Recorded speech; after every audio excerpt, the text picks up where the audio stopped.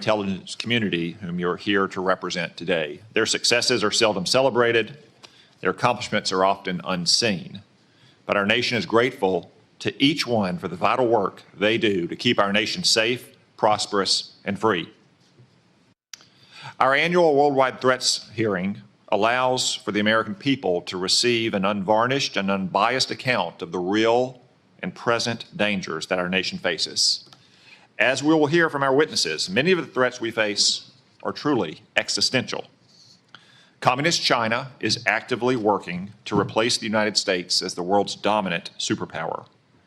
China uses coercive military, economic, and influence operations, short of war, to shape a world favorable to its interests and hostile to ours.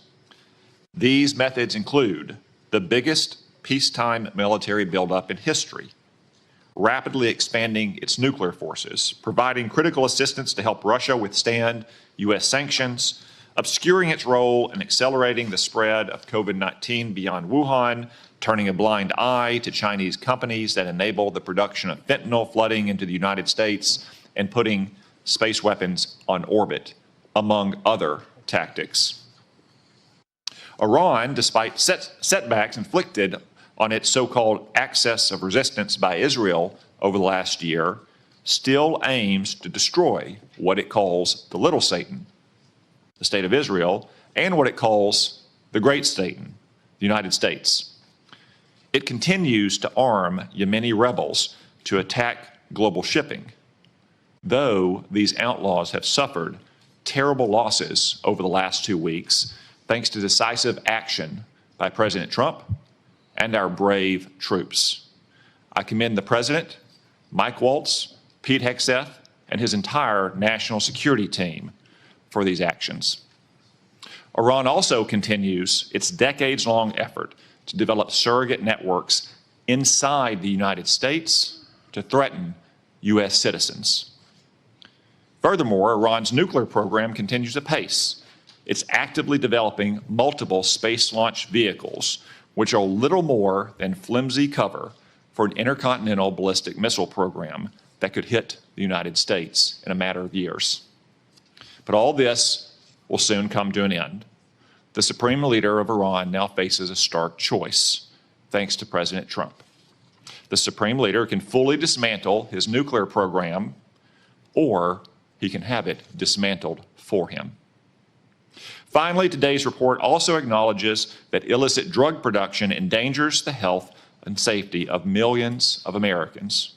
For the first time, the annual threat assessment lists foreign illicit drug actors as the very first threat to our country. As the report highlights, Mexican-based cartels using precursors produced in China continue to smuggle fentanyl and synthetic opioids into the United States. Last year alone, these deadly drugs tragically killed more than 52,000 Americans, more than the number killed in attacks by foreign terrorists or foreign nations. Given these threats, we have to ask, are our intelligence agencies well postured against these threats? I'm afraid the answer is no, at least not yet. As the world became more dangerous in recent years, our intelligence agencies got more politicized, more bureaucratic, and more focused on promulgating opinions rather than gathering facts. As a result of these misplaced priorities, we've been caught off guard and left in the dark too often. I know that all of you agree that the core mission of the intelligence community is to steal our adversaries' secrets and convey them to policymakers to protect the United States. At the same time, it's not the role of intelligence agencies to make policy, to justify presidential action, or to operate like other federal agencies.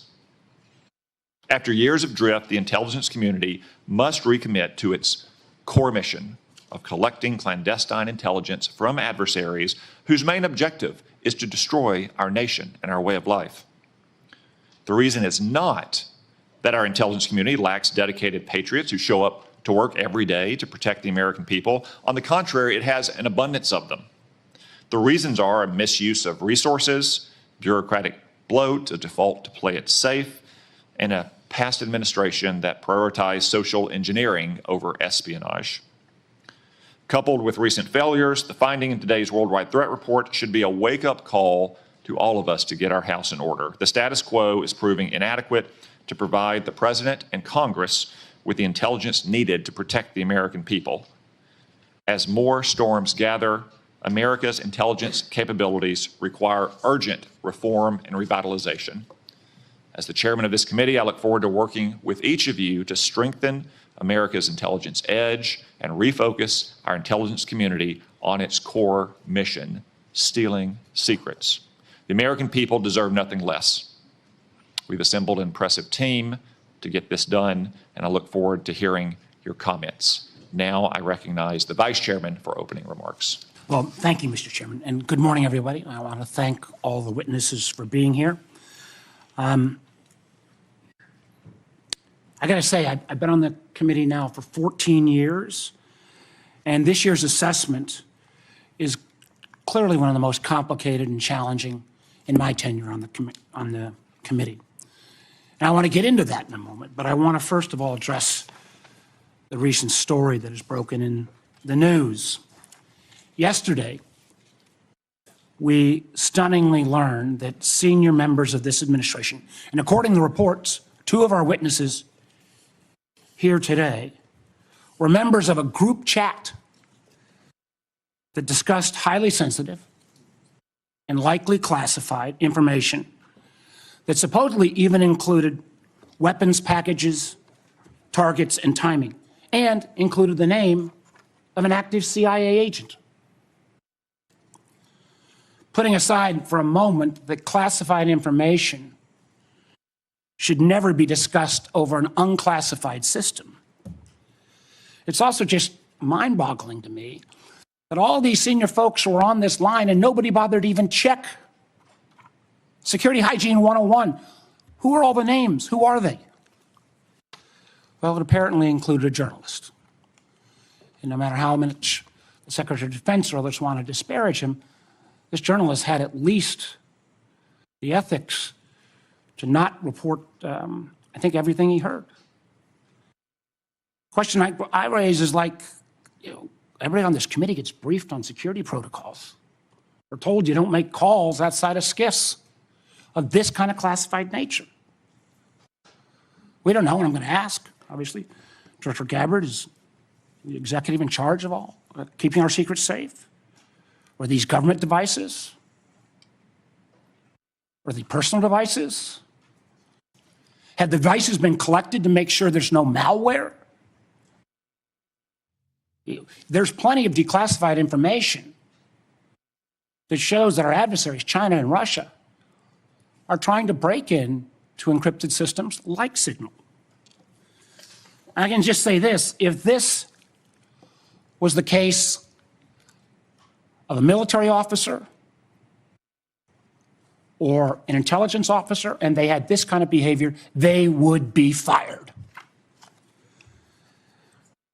I think this is one more example of the kind of sloppy, careless, incompetent behavior, particularly towards classified information, that this is not a one-off or a first-time error.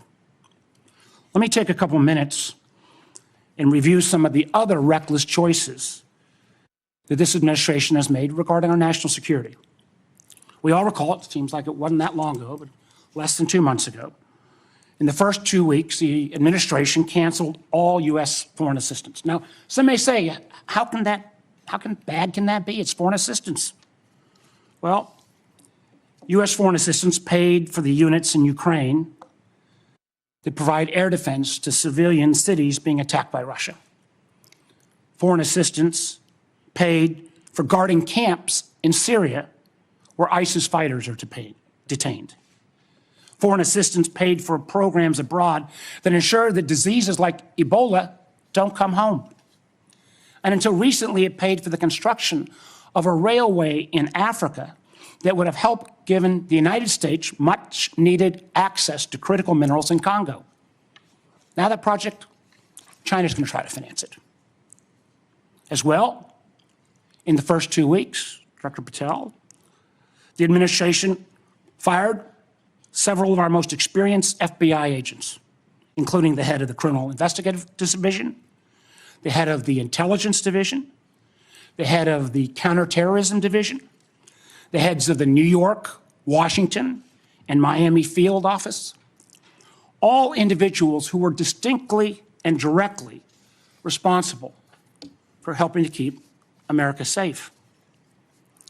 The irony a little bit was the recently dismissed head of the Counterterrorism Division was involved in disrupting the ISIS attacks planned for Oklahoma City and Philadelphia, and helped lead the effort to bring to justice the key planner of the Abbey Gate bombing in Afghanistan that killed 13 U.S. servicemen and 150 civilians.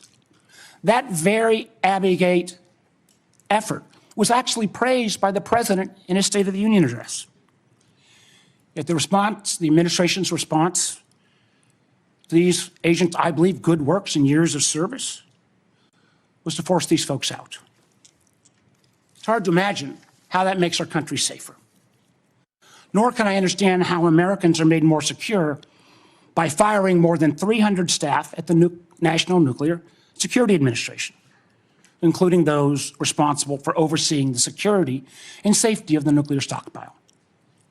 Or by ousting 130 employees at FISA, the agency directly responsible for trying to take on China's Salt Typhoon attack. Again, after Salt Typhoon, I would have thought folks on that group chat might have thought twice.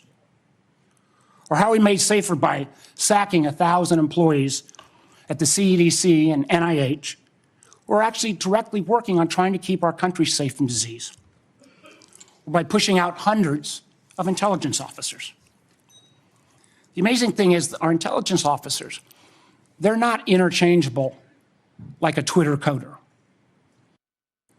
These intelligence officers, our country makes $20,000 to $40,000 of an investment just in getting a security clearance. Literally goes into six figures when you take the training involved. Can anyone tell how firing probationary individuals without any consideration for merit or expertise is an efficient use of taxpayer dollars? And just to make clear that yesterday's story in The Atlantic was not this rookie one-off, it's a pattern. I want to acknowledge Director Ratcliffe was not here in his position when this took place. But again, earlier in the administration, when a non-classified network was used, thereby exposing literally hundreds of CIA officers' identities, those folks can't go into the field now. How does that make our government more efficient? You know, again, this pattern of an amazing cavalier attitude towards classified information is reckless, sloppy, and stunning. And perhaps what troubles me most is the way the administration has decided that we can take on all of our problems by ourselves without any needs for friends or allies. I agree that we've got to put America's priorities first. But America first cannot mean America alone. The intelligence we gather to keep Americans safe depends on a lot of allies around the world who have access to sources we don't have. That sharing of information saves lives, and it's not hypothetical. We all remember, because it was declassified last year when Austria worked with our community to make sure to expose a plot against Taylor Swift in Vienna. That could have killed literally hundreds of individuals. However, these relationships are not built in stone. They're not dictated by law. Things like the Five Eyes are based on trust, built on decades. But so often that trust is now breaking literally overnight. Yet suddenly, and for no reason that I can understand, the United States is starting to act like our adversaries are our friends. Voting in the UN with Russia, Belarus, and North Korea. That's a rogues gallery if I've ever heard of them. Treating our allies like adversaries, whether it's threats to take over Greenland or over the Panama Canal, destructive trade war with Canada, or literally threatening to kick Canada out of the Five Eyes. I feel our credibility is being enormously undermined with our allies.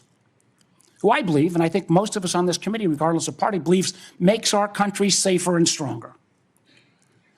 But how can our allies ever trust us as the kind of partner we used to be when we, without consultation or notice, for example, stop sharing information to Ukraine in its war for survival against Russia? Or how can our allies not only not trust our government, but potentially not our businesses with such arbitrary political decisions? Let me give you a few examples. As a result of a lot of work from this committee and others in Congress, we made sure America's commercial space industry is second to none. From space to launch to commercial sensing and communications, the United States has taken a record lead. Yet overnight, this administration called into question the reliability of American commercial tech industry when Maxar and other commercial space companies were directed to stop sharing intelligence with Ukraine. I got to tell you, I've been a business guy, I can't say longer than being an elected official, but pretty close.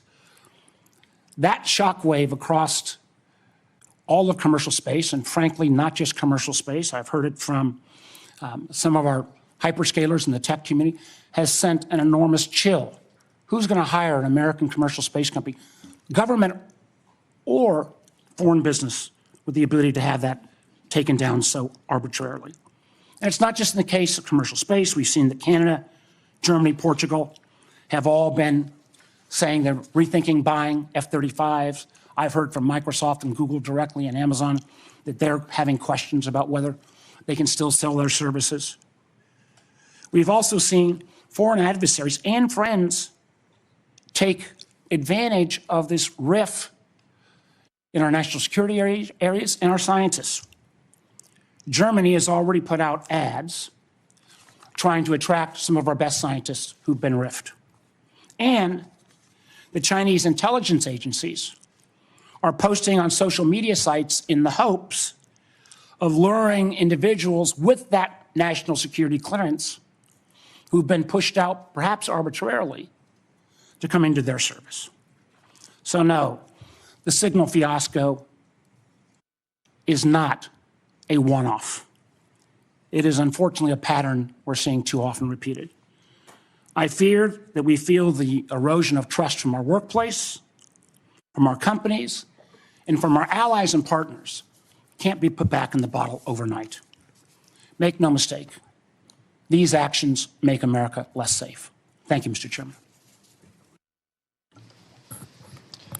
Before I turn to the witnesses' hearing, I want to welcome everyone in our large audience today.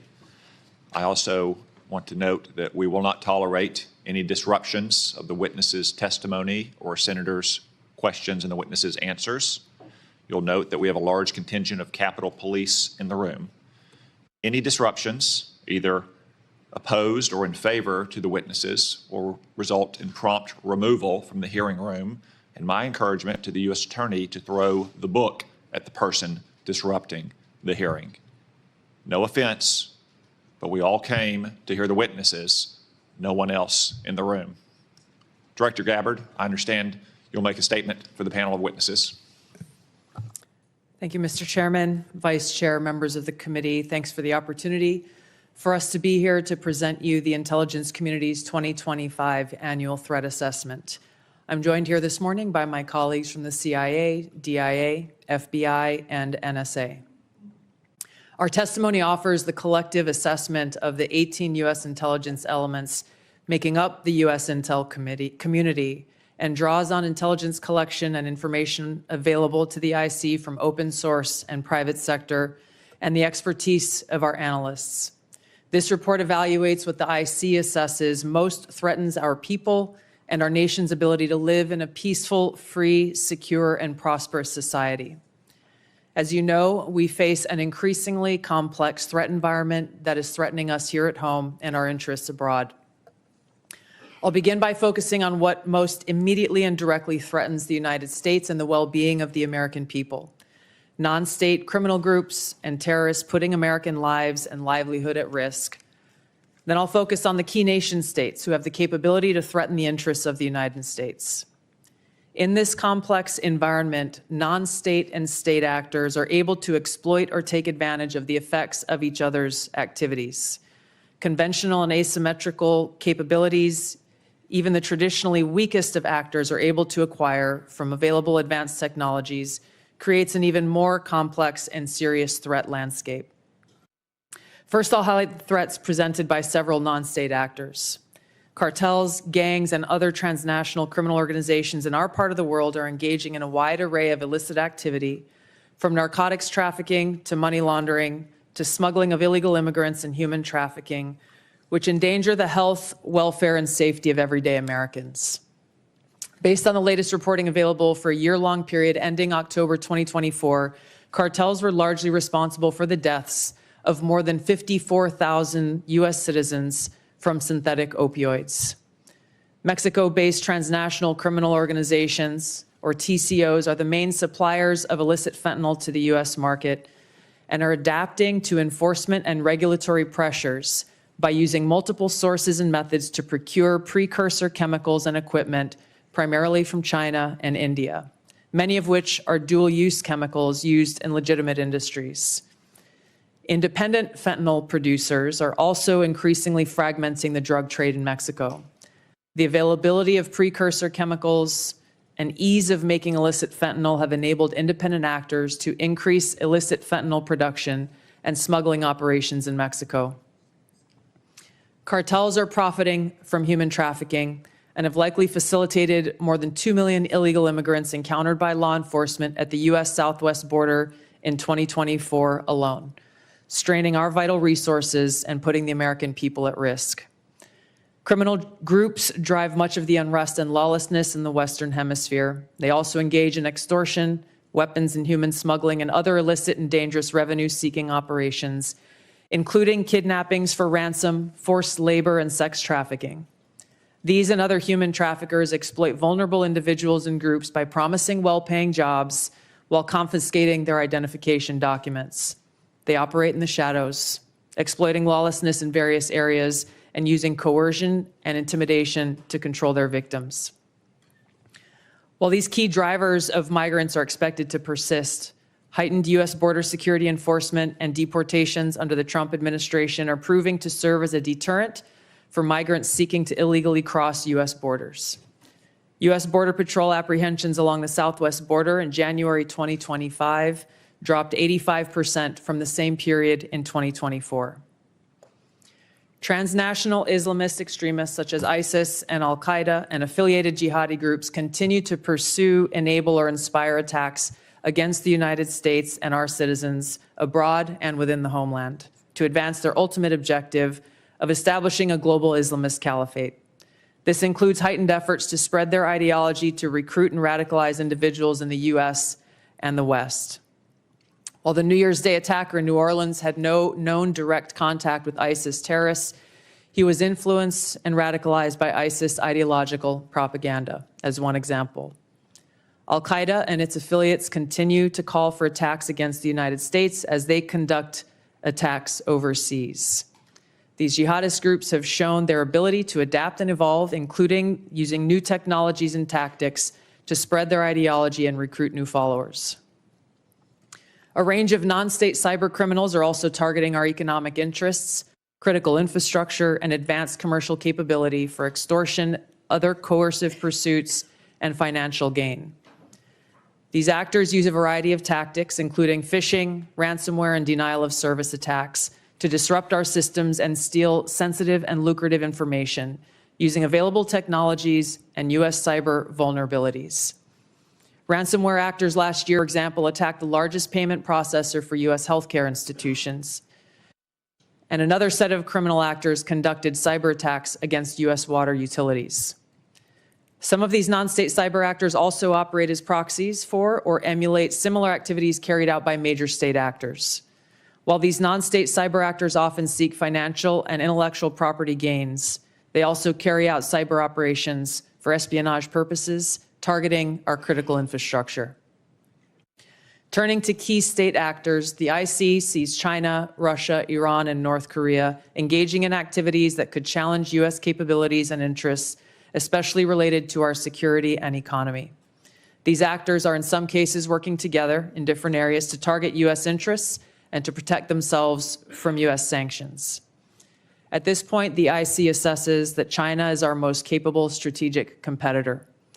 Under the leadership of President Xi Jinping, the People's Republic of China seeks to position itself as a leading power on the world stage, economically, technologically, and militarily. Beijing is driven in part by a belief that Washington is pursuing a broad effort to contain China's rise and undermine CCP rule. China's most serious domestic challenge is probably China's slowing economy and potential instability if socioeconomic grievances lead to large-scale unrest. Growing economic tensions with the United States and other countries could also weigh on China's plans for economic growth and domestic job creation. China's military is fielding advanced capabilities, including hypersonic weapons, stealth aircraft, advanced submarines, stronger space and cyber warfare assets, and a larger arsenal of nuclear weapons. While it would like to develop and maintain positive ties with the United States and the Trump administration to advance its interests and avoid conflict, China is building its military capability in part to gain advantage in the event of a military conflict with the United States around the issue of China's efforts toward unification with the Republic of China, or Taiwan. China's military is also expanding its presence in the Asia-Pacific region with a focus on disputed territorial claims in both the East China and South China Seas.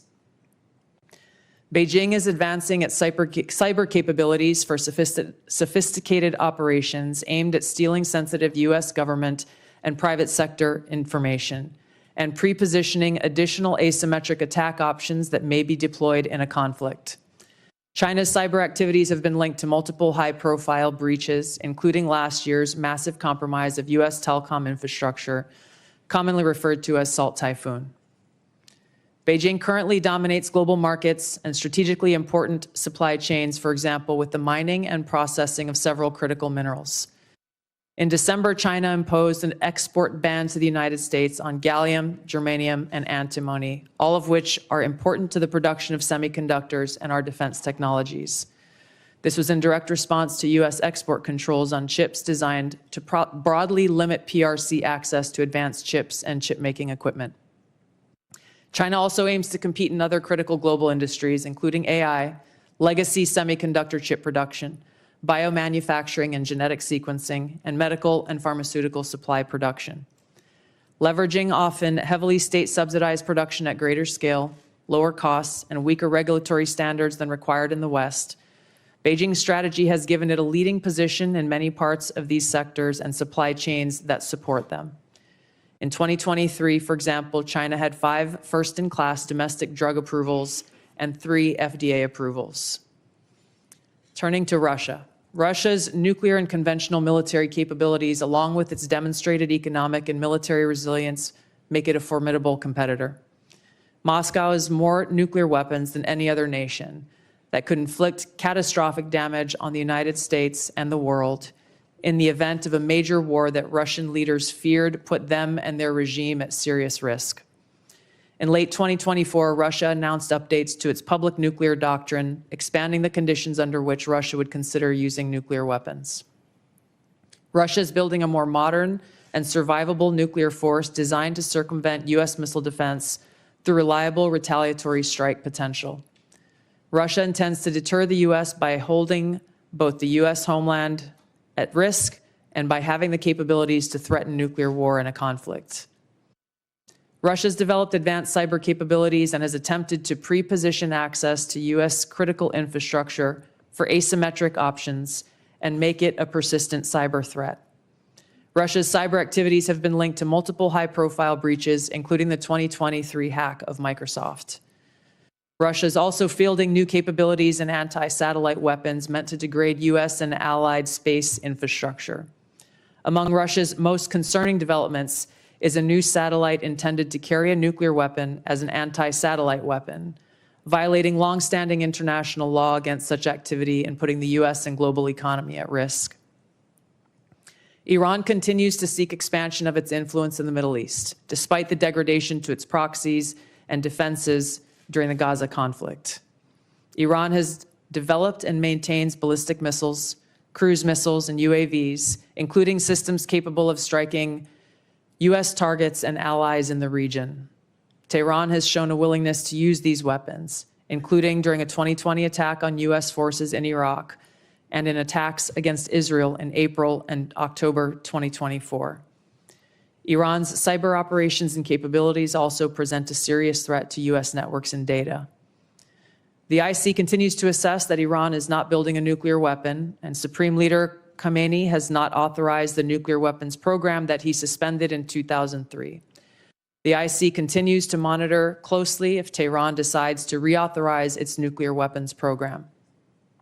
In the past year, we've seen an erosion of a decades-long taboo in Iran on discussing nuclear weapons in public, likely emboldening nuclear weapons advocates within Iran's decision-making apparatus. Iran's enriched uranium stockpile is at its highest levels and is unprecedented for a state without nuclear weapons. Iran will likely continue efforts to counter Israel and press for U.S. military withdrawal from the region by aiding, arming, and helping to reconstitute its loose consortium of like-minded terrorists and militant actors, which it refers to as its axis of resistance. Although weakened, this collection of actors still presents a wide range of threats, including to Israel's population, U.S. forces deployed in Iraq and Syria, and to U.S. and international military and commercial shipping and transit. North Korean leader Kim Jong-un is pursuing stronger strategic and conventional capabilities that can target U.S. forces and allies in the region, as well as the U.S. homeland, to bolster North Korea's leverage and stature, defend its regime, and achieve at least tacit recognition as a nuclear weapons power. Kim's recently cemented strategic partnership with Russia supports these goals by providing him greater financial, military, and diplomatic support, reduced reliance on China, and providing North Korean forces and weapons systems authentic warfighting experience. Kim views his strategic weapons advances since 2019, its deepening ties with Russia, and North Korea's economic durability is strengthening his negotiating position against Washington's demands for denuclearization and lessening his need for sanctions relief. North Korea is probably prepared to conduct another nuclear test on short notice and continues to flight test its ICBMs to demonstrate their increasing capabilities as leverage in future negotiations.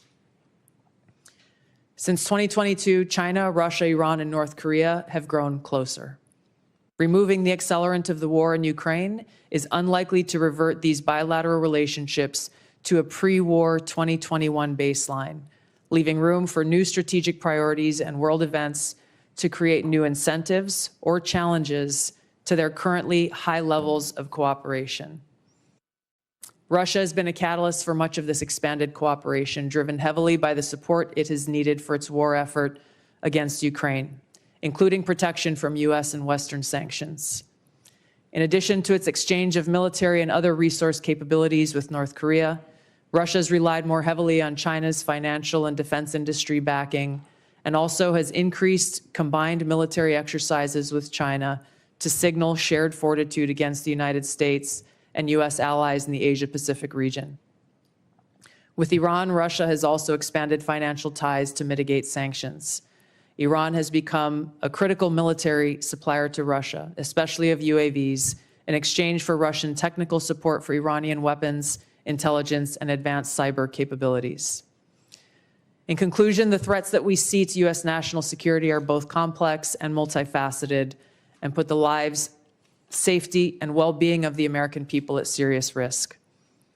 As the heads of the American people's intelligence community, we will continue to provide the President, Congress, and our warfighters with timely, unbiased, relevant intelligence to keep the United States secure, free, prosperous, and at peace.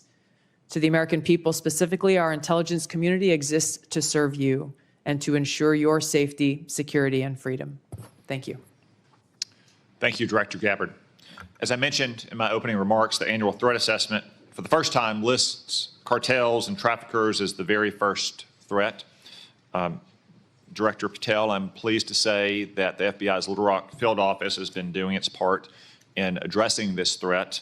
The field office, along with other federal, state, and local law enforcement agencies, have arrested nearly 300 immigrants in my state in 2025 so far. Could you provide some color about the nature of the threat these illegal immigrants have posed, not just to Arkansas, but our nation, perhaps including some of the details of the horrific offenses they've committed against the American people?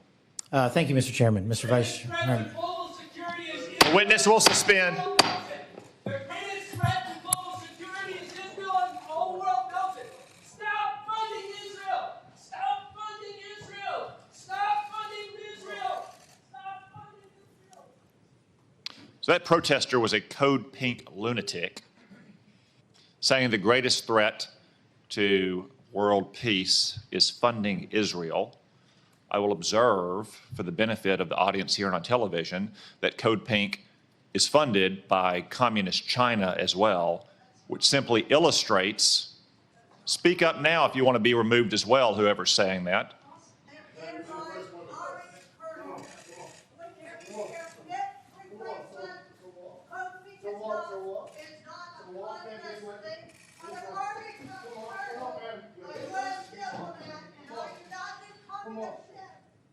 If anyone else would like to join them, speak now, please, so we don't have any more disruptions.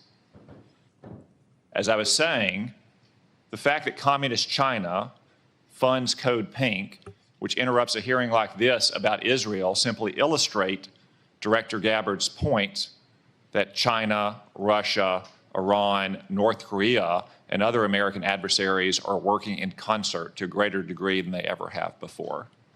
Director Patel, back to my question, could you give us some color about the threat that illegal migrants have posed, not only to my state, which has resulted in nearly 300 arrests in 2025, but also to the nation at large? Thank you, Mr. Chairman, Mr. Vice Chairman, and members of the committee. I appreciate the time to address you all. Specifically to Arkansas, Senator, the priorities at the FBI, which I identified during my confirmation hearing and since, is attacking violent crime along with national security. And every single state in this country is a border state. Arkansas is no exception. Allow me to highlight the work of the men and women in the FBI and state and local law enforcement in the state of Arkansas. Since February 5th alone, we've had 220 illegal immigrants arrested on charges varying from violent offenses, weapons offenses, narcotics offenses, and serious violent felonies. 253 separate individuals have been charged related to those offenses. And here's something I want the American people to hear about narcotics and countering narcotics. Thousands of pounds of narcotics were seized in these 3 weeks in the state of Arkansas. Thousands, worth tens of millions of dollars. Everything from fentanyl to meth to cocaine to heroin to marijuana and more. And also including manufactured drugs. The FBI does have the biggest footprint in Arkansas, but we could not achieve this mission without our state and local law enforcement partners, which has been one of the priorities since I took the helm at the FBI. They provide the greatest ground level intelligence to conduct these operations in Arkansas and in every single state across the union.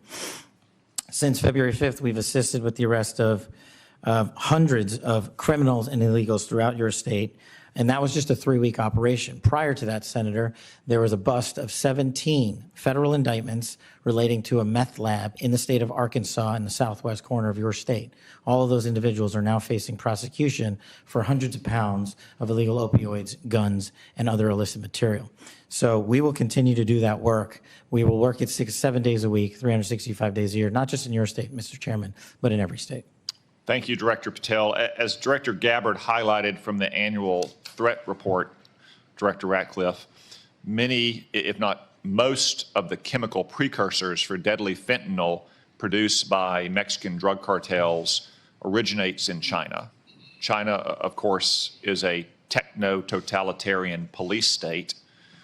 They have technology to monitor their own people that Soviet Russia could have only imagined.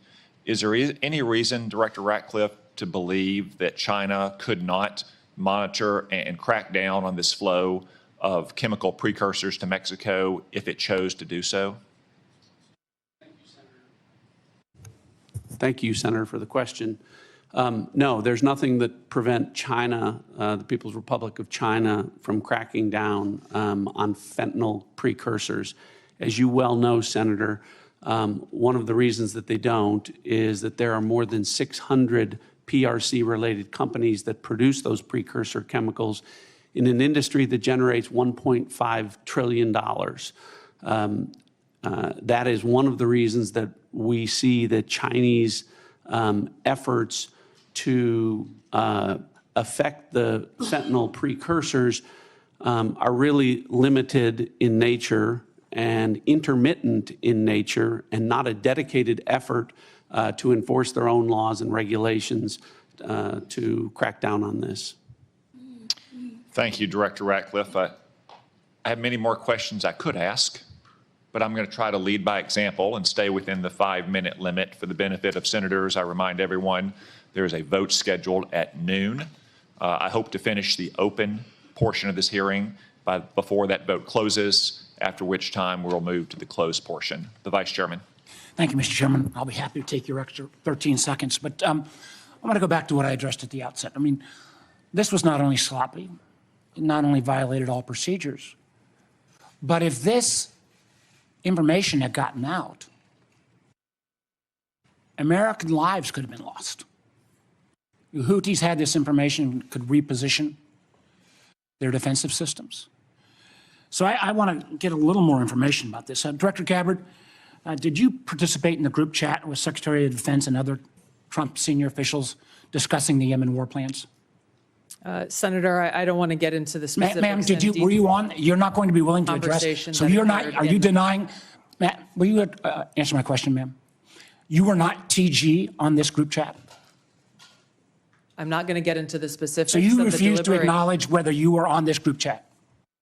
Senator, I'm not going to get into the specifics. Why are you going to get into the specifics? Is it because it's all classified? Because this is currently under review by the National Security Because Council. it's all classified? If it's not classified, share the text now. As the White House previously Is it classified or non-classified information on this text? I can confirm. Director Radcliffe, were you on the group chat? Senator, I was on a signal messaging group. So you were the John Ratcliffe on that chat? I was. Thank you, thank you. Can I provide some context, Senator, to that? Yes, but I've got a series of questions. Well, Director. but I think it's important because at the outset, you made a couple of comments about signal messaging using encrypted apps. So that we're clear, one of the first things that happened when I was confirmed as CIA director was signal was loaded onto my computer at the CIA, as it is for most CIA officers. One of the things that I was briefed on very early, Senator, was by the CIA records management folks about the use of signal as a permissible work use. It is.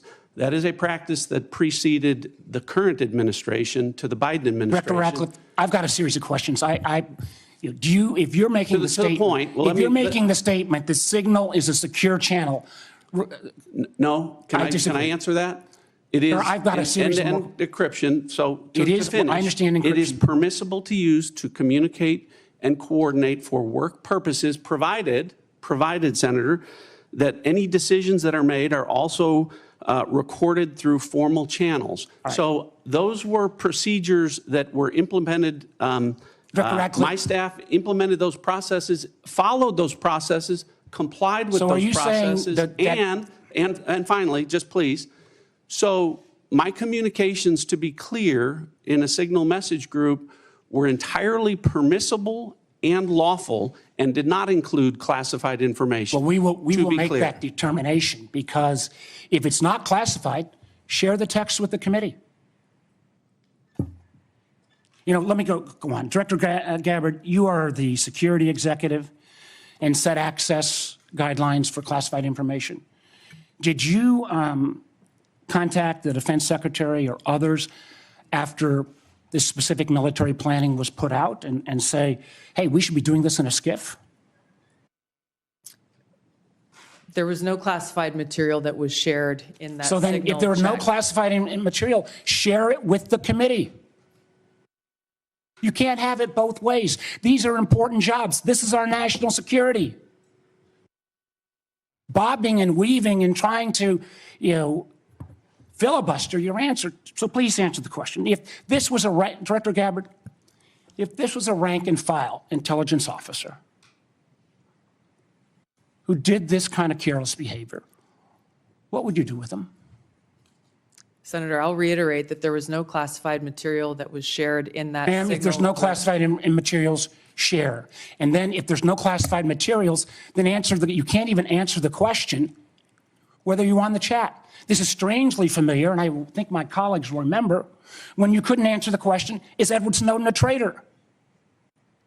Ma'am, I have serious doubts about anyway. Director Gabbard, I'm going to give you this. Tweeted just 11 days ago, and I'm quoting you. Any unauthorized release of classified information is a violation of the law and will be treated as such. So if this information is classified, what are you going to do?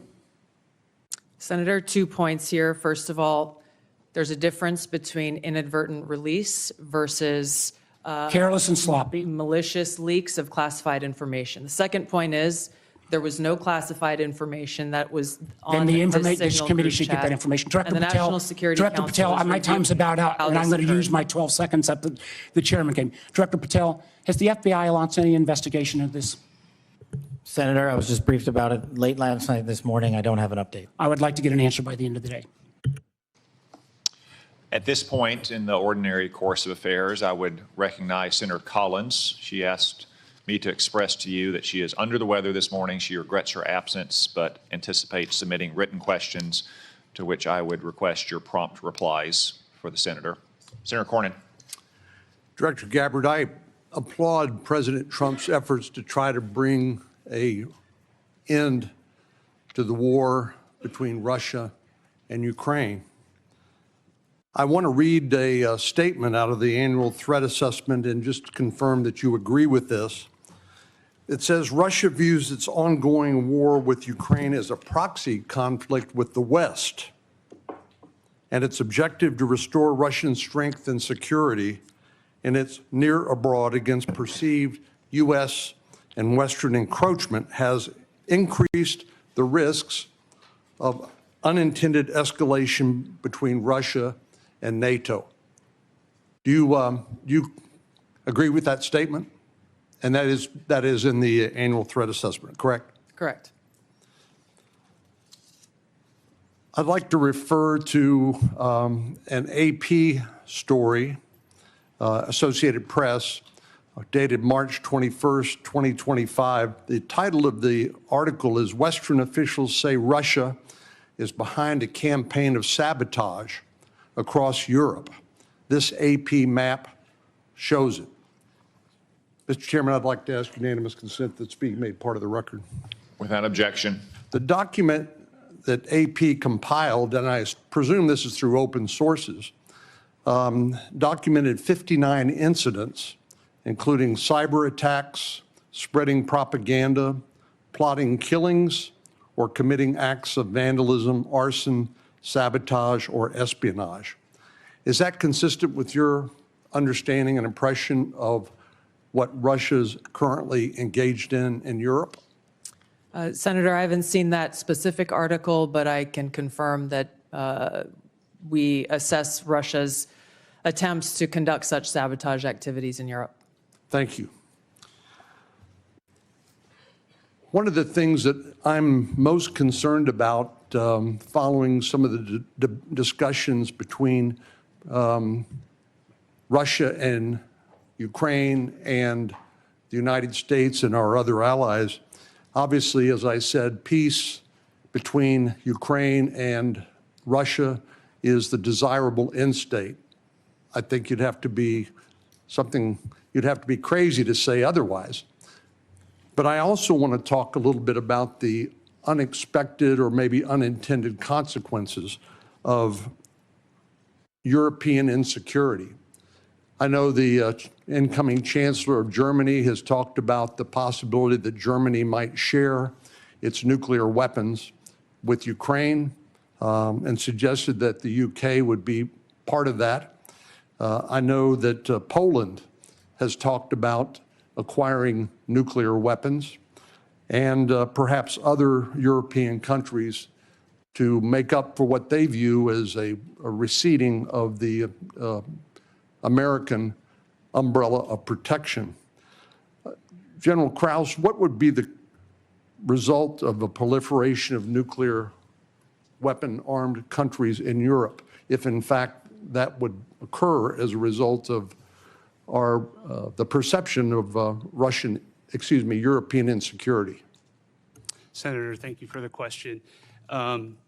One of the things that the intelligence community works very hard on is to understand who has nuclear weapons throughout the planet. And as discussed in the opening statements, both by the chair and by Director Gabbard, the proliferation and the increase in the types and the lethality of nuclear weapons is one of the things that we have to track and we as a nation are going to have to face. It has changed dramatically in the last 5 years and will continue to change over the next 5 years. The addition of additional countries which have their own deterrence policies and will act in a nuclear dialogue, or the presence of those weapons, the security of those weapons, the movement and the threat of use of those weapons complicates the environment by which all of us will operate and will complicate all of the decisions by which all future conflict and the political decisions that we support of the decision makers. It makes the world a more dangerous place, does it not? Senator, yes, it does. And just by way of history, Ukraine used to have the third largest arsenal of nuclear weapons on the planet. But as a result of negotiations between Russia and Ukraine and the United Kingdom, the Budapest Memorandum documented a commitment by Russia and the United States to protect the territorial integrity of Ukraine in exchange for them giving up their nuclear weapons. Did I correctly summarize the content of the Budapest Memorandum back in 1994? Yes, Senator, you did, and Ukraine willingly gave up its weapons for the protection of others. Thank you very much. Senator Wyden. Thank you, Mr. Chairman. And obviously, my colleagues and I feel very strongly about the war planning meeting over unclassified phones. Obviously reckless, obviously dangerous. Both the mishandling of classified information and the deliberate destruction of federal records are potential crimes that ought to be investigated immediately. And I want to make clear that I'm of the view that there ought to be resignation, starting with the National Security Advisor and the Secretary of Defense. Director Ratcliffe and Director Gabbard, have you participated in any other group chats with senior Trump administration officials in which classified information was shared using phones that weren't cleared for such information? Question for the two of you. Senator, thank you for the question. I haven't, your question was, have I participated in any other group chats sharing classified information? To be clear, I haven't participated in any signal group messaging that relates to any classified information at all. Okay. Director Gabbard? Senator, I have the same answer. I have not participated in any signal group chat or any other chat on another app that contained any classified information. Yeah, and I just think it's important to follow through here. Would the two of you cooperate with an audit to confirm that that is that is the case? I have no objection. Senator, I'll certainly comply with any follow-up that the National Security Council would deem appropriate.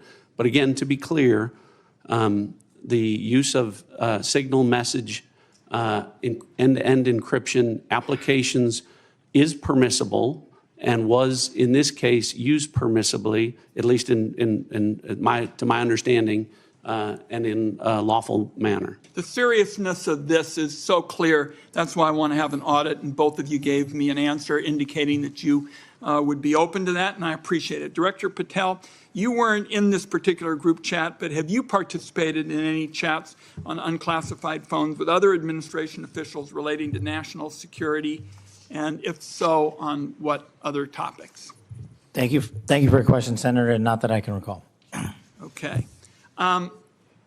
Question I have for you, Director Gabbard, involves this question of Elon Musk wasn't going to see the military's China war plans because he said he, quote, has business in China and he would be susceptible perhaps to that. That was his comment. So as DNI, you're responsible for security clearance policies across the government. Under your watch, how are you going to go about carrying out this obligation? Because I think it obviously is a very significant one in terms of American national security. Thank you, Senator. As you know, the Office of the Director of National Intelligence provides oversight over these different 18 intelligence elements. leaders within those elements are empowered with that responsibility to uphold the trust that the American people have placed in them. In this example that you've cited, both Secretary Hegseth as well as President Trump completely denied the assertion that Elon Musk was going to receive any kind of classified war plan brief pertaining to China or any other country. So on the question of whether the president has the prerogative to get clearances is really the area that I want to touch on, because you're formally responsible for security clearance policies, and that's why I'm asking about it. So can a president decide who gets the clearance? Yes. So what about your role? You're formally responsible for security clearance policies. That is also true. So how do we resolve it? President just gets his way. The elected president and commander-in-chief has the authority to provide a security clearance to those who he deems necessary. Mr. Chairman, and to the ranking member, I think we have to have a further discussion on this and figure out what the ground rules, are. I think it's clear what the director says. I just think we need more clarity, because I think you have the formal responsibility for security clearances, and now we've heard that this somehow is going to be the president's project, and I think we ought to have further discussions. Thank you, Mr. Chairman. Senator Langford. Mr. Chairman, thank you. Thank you to all of you, your service to the country.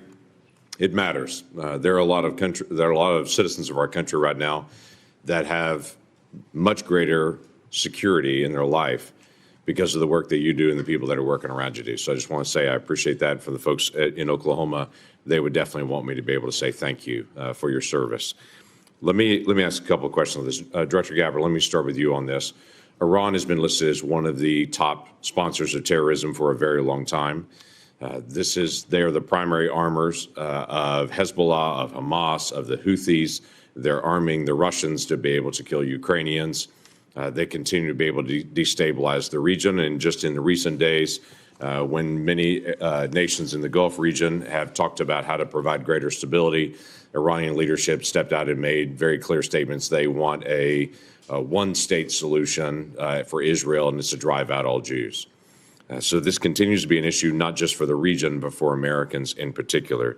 So my question is on this is the sanctions and the effect of sanctions, what we know about the Iranian response. Under the Biden administration, those sanctions will turn down, where, quite frankly, Iran has been able to sell $90 billion in oil on the global market to be able to rearm itself and all the others around the region. Now sanctions are now going back on to Iran again. What do we know about the effect of those sanctions? Thank you, Senator, for the question. These sanctions have just begun to be reinstated, so the full effects have not yet borne fruit. But the message that the president has sent with his maximum pressure campaign is certainly heard. As the chairman mentioned in his opening remarks, President Trump recently sent a letter to the leader of Iran expressing his interest in direct talks in order to try to de-escalate and to prevent war, prevent Iran from gaining a nuclear weapon, but also stated that there would be military consequences if there was no direct negotiations. So President Trump is continuing to carry out his vision and mission of peace through strength, acting in the best interests of the American people. We will see what choices are made from here. Okay, thank you. Director Patel, during the last administration and the very open border policy that they had, we had some years, including 2022 and 2023, where there were 70,000 individuals that were released into the country that were identified as special interest aliens. This is something this committee and the Homeland Security Committee tried over and over again to get details on. The Biden administration was unwilling to be able to share any of the details on the special interest aliens, led to a great amount of frustration. The comment came often back to us is that FBI is going to track all these individuals and to be able to identify them, even though it was 70,000 a year that were coming into the country. You just walked into this position and trying to get your feet on the ground in so many different issues that are outstanding on that. I raised to you the issue of individuals that are currently illegally present in the country going through a process, but are listed as special interest aliens. By definition from the administration, those are individuals that we don't know their level of risk, but they're considered a national security risk, but we don't know anything else about them from there. So how are you trying to get on top of the number of people that are criminal aliens in the country, but also these special interest aliens that come from terrorist areas? Thank you, Senator. Appreciate your question. As far as the FBI is concerned, you hit on it. Criminal. So we are focused across our interagency partners at DHS, ICE, CBP, CISA, and elsewhere to identify through our information sharing networks that we have stood up with state and local law enforcement to provide us the details on any criminal evidence relating to any of the individuals you highlighted. And if there's a nexus there, a case will be opened, excuse me, by the line agents who predicated lawful and factual basis to do so. And we will further refer that matter to the Department of Justice for prosecution. We are reviewing all of these cases anew, and we will report back to you, Senator, with some fidelity on the outcome of that process. Okay, thank you. Are you getting good feedback from social media technology companies and cooperation from them on illegal activities that are promoted on their site? All the different sites have rules and standards for what can and can't be done on that. But for instance, in the border areas, many of the sites are allowing child trafficking, or they're allowing basically the hiring of Americans to come be drivers and such, and they know this is being circumvented. Are they working with you on that to be able to take illegal content off their sites? Thank you, Senator. And we have engaged directly at the top levels of all the private sector software communities and social media companies, and they have been very helpful because they have been told that this is a priority for me at the FBI to work with them because they have so much information to share back with us. Now, that's, of course, just on the public systems. We're not talking about the darknet. Thank you. Thank you, Mr. Chairman. Senator Heinrich. Thank you, Chairman. Director Ratcliffe, I want to start with you. Who determined that the content of this discussion on Signal was not classified? Senator, I guess I'm not. Well, for example, I can speak to my personal knowledge. There was no classified agent mentioned as part of this story. Normally, that would be classified information. So I guess what I'm asking is, did you just determine it was not classified, or was there any declassification after the fact? So to be clear, so everyone understands the process, as we talked about, Signal is a permissible use. I understand has been used that. at the CIA, has been approved by the White House for senior officials. And appropriate for many conversations. And recommended by CISA for high-level officials who would be targeted by foreign adversaries to use end-to-end encrypted apps whenever possible, like Signal. In this case, what the National Security Advisor did was to request through a Signal message that there be coordination. So you mentioned the name of a CIA active officer, correct? So I didn't mention the name. You didn't mention the name. Existence of that. And in the article, the implication was that somehow that was improper. That was not the case. So a CIA officer was not operating undercover. So the request for coordination was for a staff member to coordinate on the high side. So I communicated the name of a CIA officer not operating undercover, completely appropriate, who does openly and routinely coordinate with the White House as a member of my staff. So the intimation there that there was something inappropriate was clearly incorrect. Director, did it occur to you that given the sensitive nature of this discussion, that it could just move to the high side? So that was clearly, Senator, I think the intent was that this was initially set up by the National Security Advisor with the instruction that send a point of contact, and then you will be provided with information further on the high side for high side communication. So I think clearly it reflects that the National Security Advisor intended this to be, as it should have been, a mechanism for coordinating between senior level officials, but not a substitute for using high side or classified communications for anything that would be classified. And I think that that is exactly what did happen. So I'm curious, did this conversation at some point include information on weapons packages, targets, or timing? Not that I'm aware of. Director Gabbard, same question. Same answer, and defer to the Department of Defense on that question.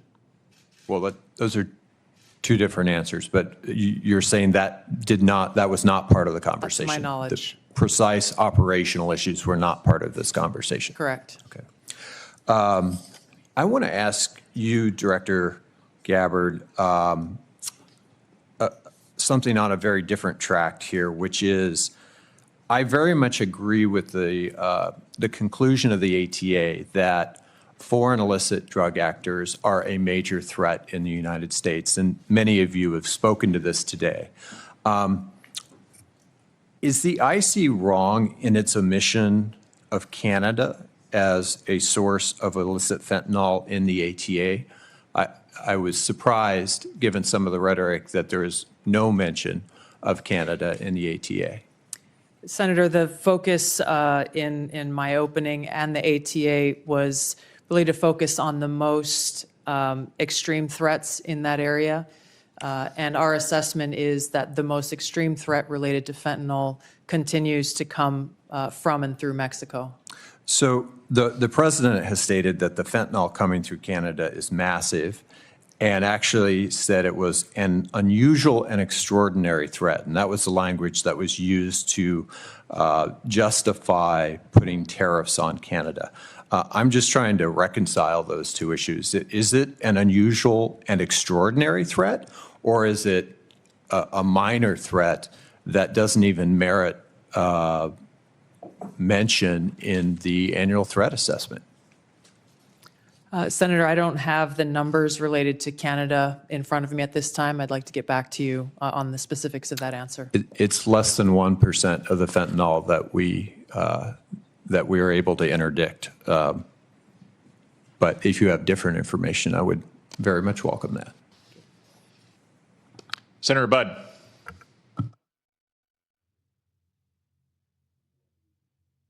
Thank you all for being here. And Director Gabbard, prior to your role here, we had a big storm in western North Carolina, and you were among those first from outside our state to show up.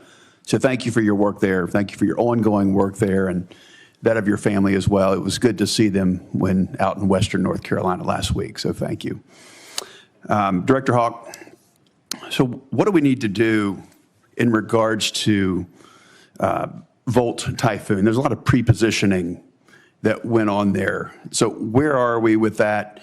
And what do we need to do in regards to our power companies, whether it's generation or distribution, Duke Energy in my home state, or even the rural electric co-ops? What do we need? What have we learned? And what can I tell them? Senator, 99% of the critical infrastructure in the United States is controlled by private companies. So that really drives us to talk about how do we partner with industry and with the commercial sector, in this case, with power sector. Volt Typhoon began when industry came to the intelligence community and said, we're seeing anomalous activity, can you help us gain context? And we were able to bring context to that to be able to understand what the threat was and then to ultimately be able to identify who was behind that threat. Since that time, we've continued to work very closely with industry to be able to determine what are the right ways for us to be able to pursue these threats within networks to enable the interagency, to enable our partners and industry to be able to pursue them. That's the approach we have to take. It is a collaboration between the government and industry to be able to eradicate these threats, and we have continued to pursue them together since our first identification and notification that we did related to this particular threat. Thank you. What have you done on the offensive side here in regards to, I think there were three, Salt Typhoon, Volt Typhoon, and even Flax Typhoon. Maybe there were others, but those are the three that are known. Senator, I've been given really clear guidance in terms of what the Secretary of Defense expects in terms of our aggressive approach to be able to restore deterrence, and I look forward to talking with you about that in the closed hearing. Look forward to that. Directors Gabbard and Ratcliffe and Patel, thank you all again for being here. So as you're all keenly aware, Section 702 of FISA is an extremely useful authority to help keep our nation safe. I also know that we need to rebuild American people's trust and confidence that such authorities are not being misused by the intelligence community to unlawfully target Americans. So since taking over your respective agencies, can you tell me and tell the American people how effective the recent changes have been in protecting privacy and civil liberties of each and every Americans? And then, if you will, comment on how useful the authority is in generating intelligence that actually protects the homeland. We'll start with you, Director Gabbard. Senator, Section 702, which authorizes the foreign collection of non-U.S. persons outside of the United States, continues to be one of our most effective collection tools to ensure our national security.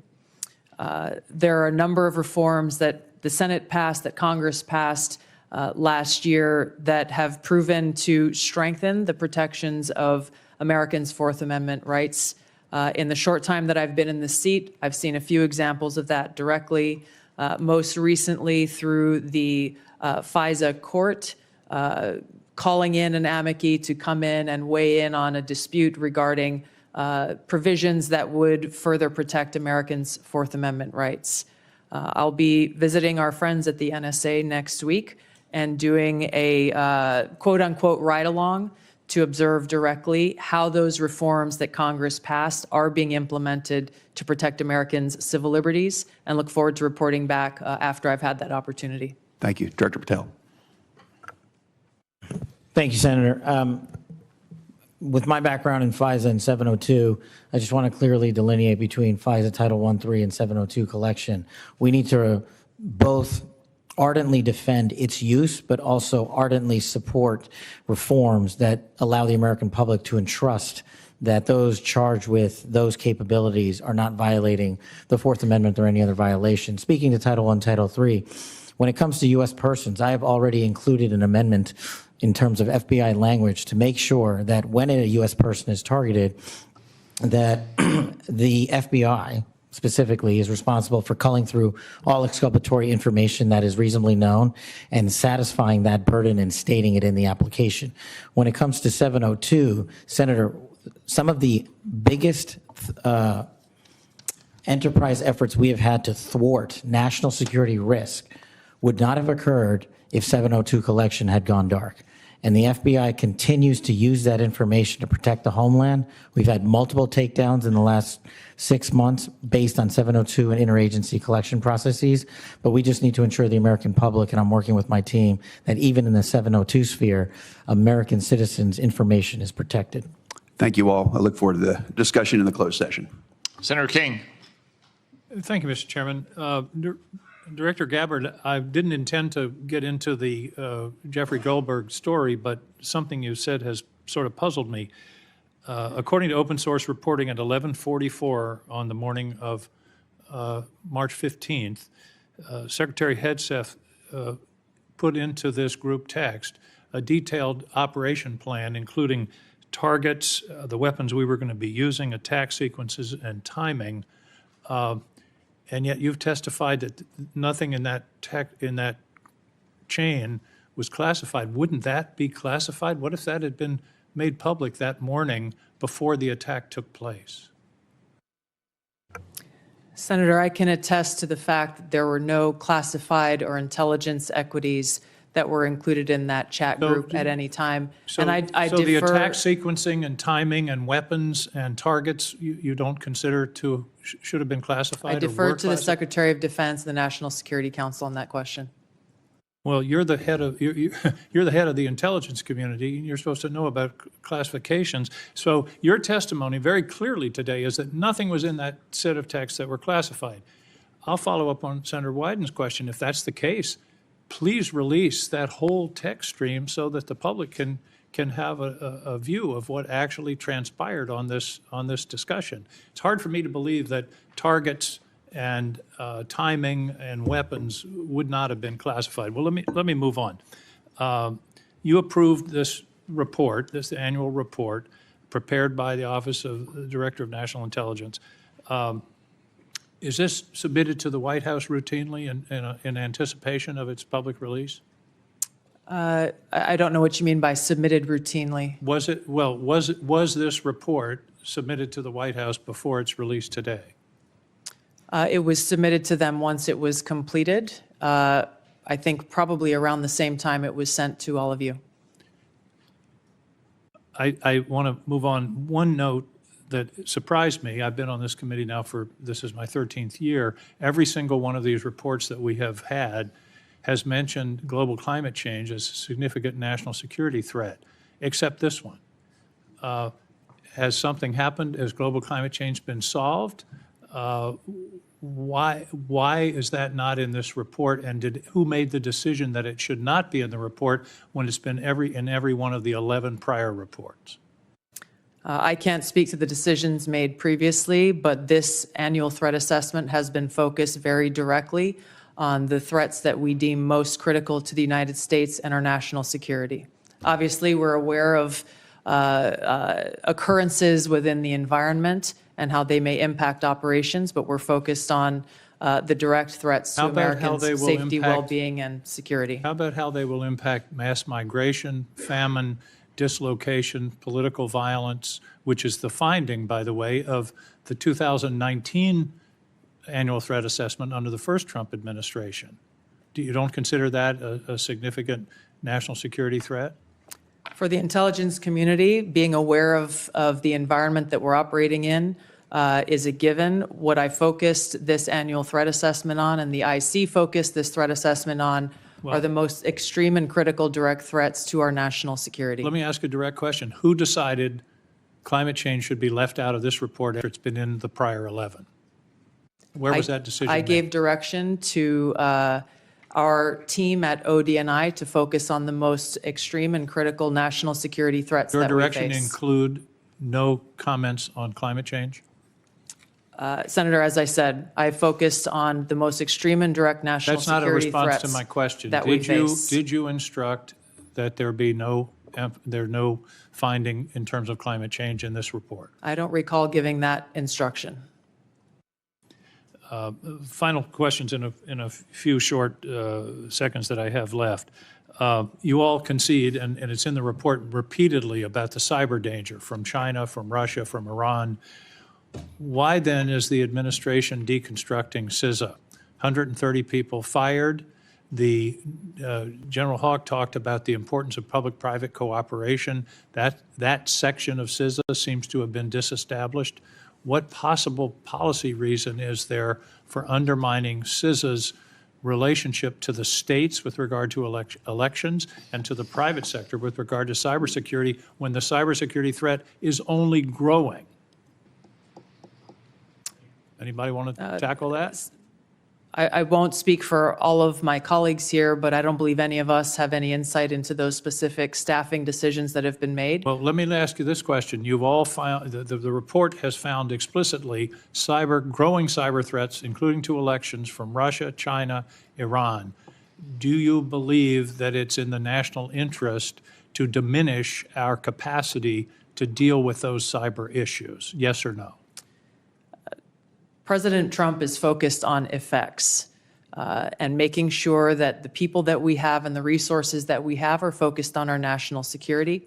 He and his team recognize that more people doesn't necessarily always mean better effects. Those are some of the things that are driving the changes that we're seeing across the administration, is getting all of our agencies back and focused on their core mission. General Hawk, do you agree that? Senator King, your time has expired. Time is up. Thank you. Senator Rounds. Thank you, Mr. Chairman. First of all, thank you to all of you for your service to our country.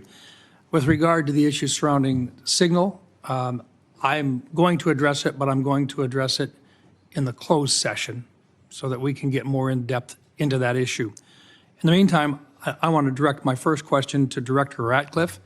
As the debate continues in Washington regarding spectrum, what can you share in this unclassified setting regarding the critical nature of spectrum to national security interests generally?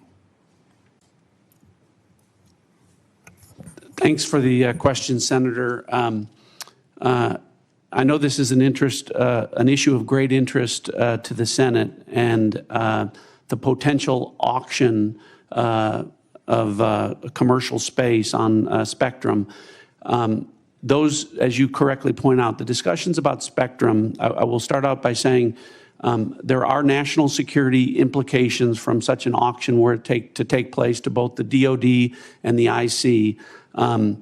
I think the discussions that we need to have in a classified setting, I can relate to you that the direction from early meetings that we've had is that the discussion about where that might take place would not affect specifically CIA or IC equities, and I hope that's the case and where the discussion goes. But I think we need to be concerned that a public auction at bans at certain levels would have an impact on our ability to deliver an accurate intelligence picture. In other words, there are parts of the spectrum which simply cannot be shared with the commercial. That's correct. All right. Thank you. And we can talk about the specific reasons about why in a classified setting that would cause a diminishment of our ability to deliver a good threat picture to the commander-in-chief. And in some cases, life or death consequences Absolutely. involved. Thank you. Director Patel, first of all, I just want to thank you for what you are doing, and I know that there's a number of items that in your previous life you did that simply can't be discussed, but nonetheless, we've appreciated what you have done for your country already. Today, I just wanted to talk to you about, we've seen a series of public news reports about ISIS threats within the United States. And there have been several successful interdictions, Oklahoma City, Philadelphia, New York. Although the question remains as to the total number of ISIS operatives who were able to breach porous borders in the months and years before policy changes in this January of 2025, to what extent is the FBI tracking operatives who remain in the United States today, and what is the FBI doing to track them down? Thank you, Senator. I appreciate your question and your comments. So the priorities at the FBI since I took over have been violent crime and national security, and this speaks directly to national security. The direction for the FBI is to track down any individuals with any terrorist ties whatsoever, whether it be ISIS or another foreign terrorist organization, and now to include the new designations of the cartels down south and elsewhere. So the FBI is utilizing our Joint Terrorism Task Force, which are situated in all 55 field offices. But the key to success there is our partnership with state and local law enforcement who have the ground level intelligence on some of these operatives. And as you've highlighted, we've already shut down numerous threats, and we've identified publicly where permissible these threats and individuals and where they're coming from. And I think the FBI is doing a very good job right now in collecting this information through our interagency process. And we will continue to thwart every bad actor affiliated with a terrorist organization or otherwise. Thank you.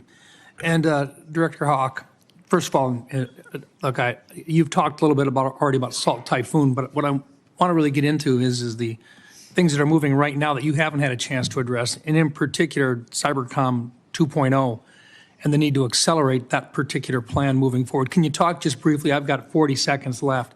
Talk to us a little bit about how critical 2.0 is in terms of countering the cyber activity that's going on through nefarious actors. Senator, what we were asked to do by Congress was to look at what's the force generation model for the Department of Defense to be able to generate cyber forces. Based off of that request, I produced a recommendation for the Secretary that outlined 3 critical things, which is really how we manage the talent, how we develop the talent in the department, and also how we equip that talent underpinned by compute and AI. We've brought that plan initially back to Secretary Hegseth. He told us to go faster. We've delivered him that plan. And now, based off of his guidance, we will now begin to move forward with the rest of the department. Thank you. Thank you, Mr. Chairman. Senator Bennett.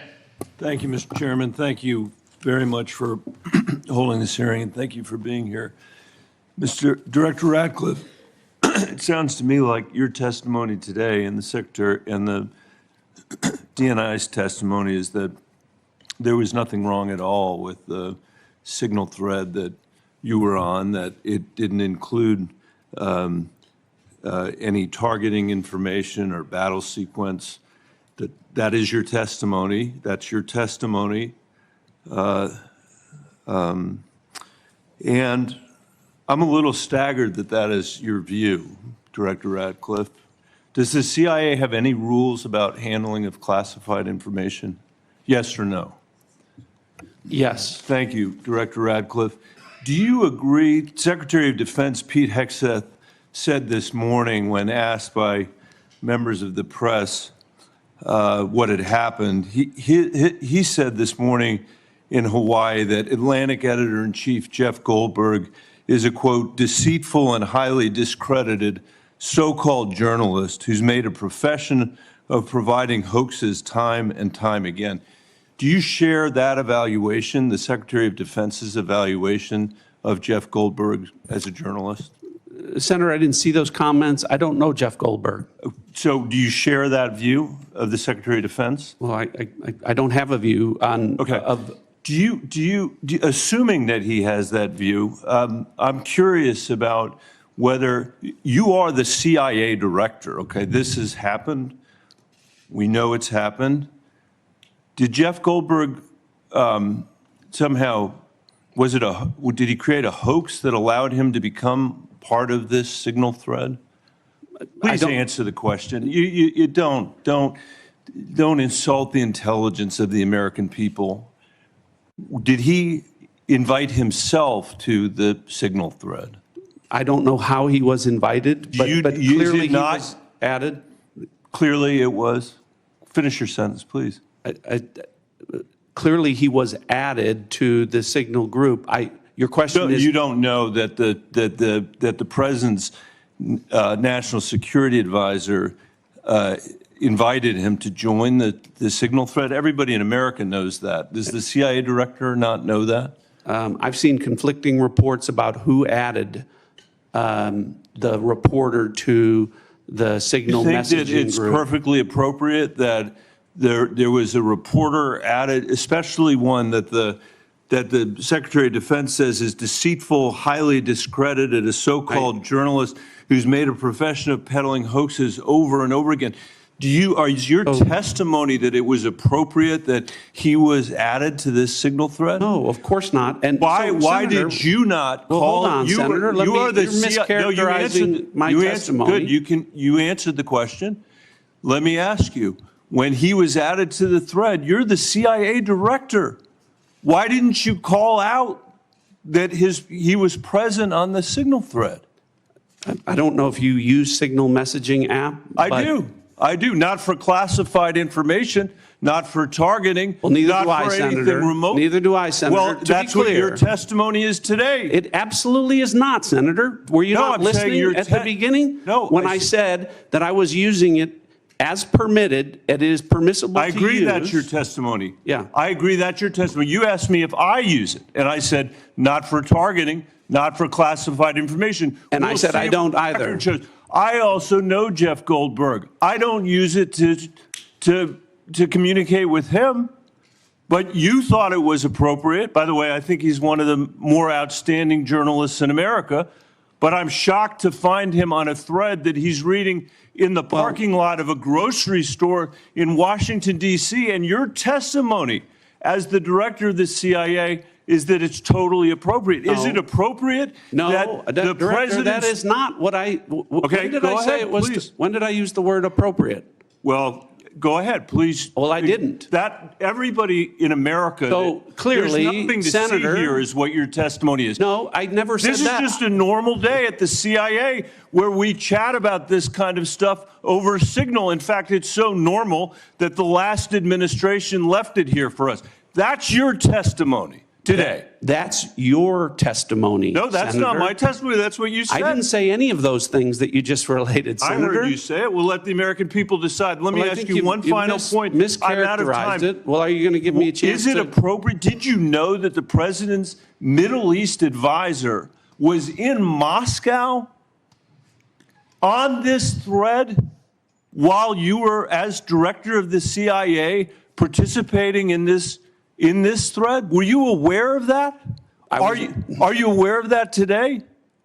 I'm not aware of that today. This sloppiness, this incompetence, this disrespect for our intelligence agencies and the personnel who work for them is entirely unacceptable. It's an embarrassment.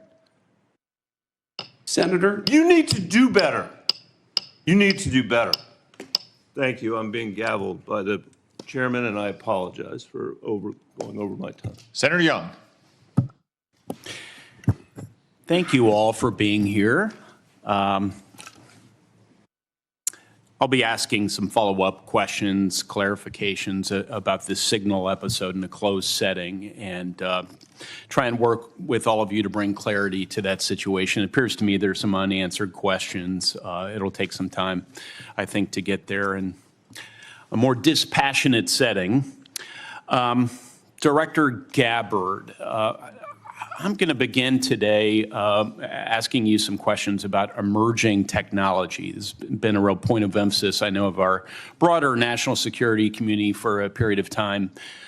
We know that PRC is making generational investments in certain emerging tech, AI, biotech, and other areas of technology to reduce their vulnerability against any supply chain disruptions and to lead the world in some areas. As the IC assesses, the PRC is seeking to, quote, become a global S&T superpower, surpass the United States, promote self-reliance, and achieve further economic, political, and military gain.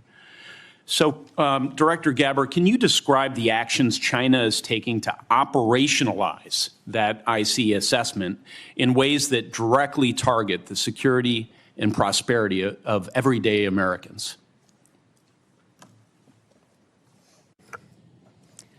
Senator, what we know is that they are trying to use these capabilities as a means to continue to exploit vulnerabilities within our own critical infrastructure and our cyber technology. The critical infrastructure is a key area of concern given what we know has already been exploited, these asymmetric attacks that have been placed within our critical infrastructure that are of serious concern given how they could be exploited, especially during a time of conflict. We know that they are experiencing a boom in their generative AI capability and are competing very heavily against our own AI capabilities. Obviously, AI can and will be used across a multitude of every sector of our society, both here as we are in our own country, and we expect China to be able to continue to do the same there. So two key areas of vulnerability to the United States, conceivably, susceptibility to cyber attacks, and as China's leveraging of AI towards misinformation, increasingly into the physical realm, they can pose threats to us as well. As follow-up, Director Ratcliffe, you know, we've had Huawei, we've had TikTok. What do you believe will be the next point of technological friction and competition between the U.S. and China? What should members of Congress be looking for? Senator, I think I can answer this question more fully in the classified setting. What I would say is it relates to the issue of emerging technologies and matters of quantum computing and quantum sensing, and our ability to stay ahead of China on the technological curve with respect to those issues. I'd be happy to get into that in further detail in a classified setting. Excellent. We'll dive into that. Director Haw, General, how do you see biotech playing into this broader competition? I think it's an area that, from our perspective, has increasingly been a priority as we want to understand the approach that China's taken, and also to ensure that as we think about the president's priorities in terms of both economic and technology security, we are certainly, as a community, following DNI's guidance, that we are increasingly putting our resources to be able to ensure that we understand where China is investing in those resources and how that will impact our economy and overall the overall health of our national security. Thank you, General. Director Gabbard, not a lot of time left on this end, but I do have a little crypto interest I wanted to communicate to you. Can you share with this committee how we're positioned to disrupt foreign cyber efforts to steal cryptocurrency, such as the North Koreans have successfully done. If others would like to pull this thread and weigh in on this question very briefly, that would be great.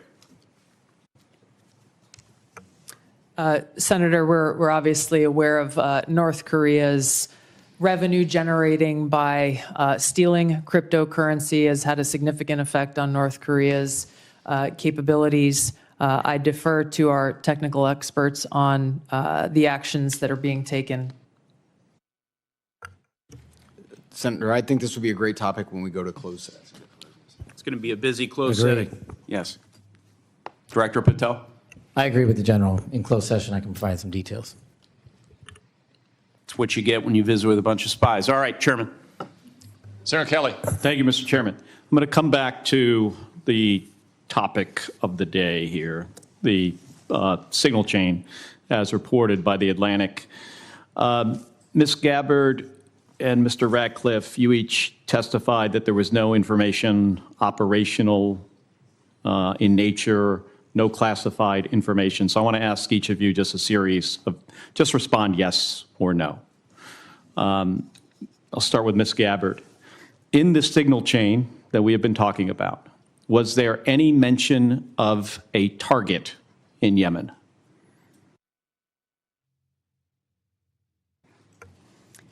I don't remember mention of specific targets. Any generic target?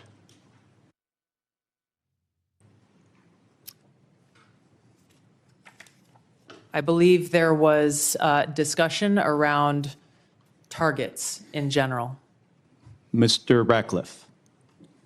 I think that's consistent with my recollection. Again, I don't have access to that. But Was there any mention, Ms. Gabbard, of a weapon or weapons system?